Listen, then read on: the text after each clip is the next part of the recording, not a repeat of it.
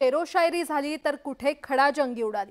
विधान परिषदेमध्ये डॉक्टर नीलम गोऱ्हेंनी अंबादास दानवे आणि अनिल परब यांना खडेबोल सुनावलेत, तर उपमुख्यमंत्री अजित पवारांनी विधानसभेमध्ये कविता आणि शेर सादर करून धमाल उडवून दिली। नेहमीच्या शैलीपेक्षा वेगळ्याच अंदाजात अजित पवार पाहायला मिळाले।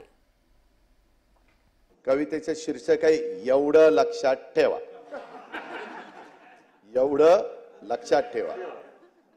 उंची न आपुले वाढते फारसी वाटून हेवा, श्रेय ज्यांचे त्यास द्यावे एवढं लक्षात ठेवा। ती पूर्वजांची थोरवी त्या पूर्वजांना गौरवी, ती न कामी आपुल्या एवढं लक्षात ठेवा।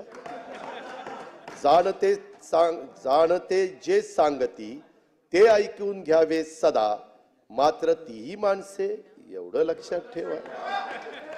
चिंता जगी या सर्वथा कोणा न येई टाळता, उद्योग चिंता घालवी एवढं लक्षात ठेवा।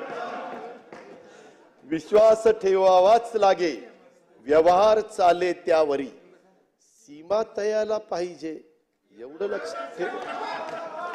दुपटीने देतसे जो ज्ञान आपण घेतलेले, तो गुरूंचे पांग फेडी एवढे लक्षात ठेवा।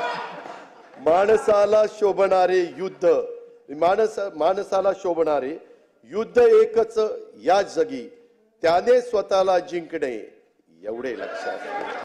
जिन पत्थरों को हमने अता की थी धड़कने, वो बोलने लगे तो हम पे बरसने लगे। म्हणजे लोकांना आपण मदत केली, मोठं केलं, त्यांना पंख फुटल्यावर जिन पत्थरों को हमने अता की थी धड़कने, वो बोलने अदा की थी धड़कने। आता बरोबर आहे साहेब, जरा ऐका राव, थोडं आम्हाला कमी कळत असेल पण ऐका। आता की थी धड़कने, वो बोलने लगे तो हमी पे बरसने लगे। आणि आता एक मोठी बातमी समोर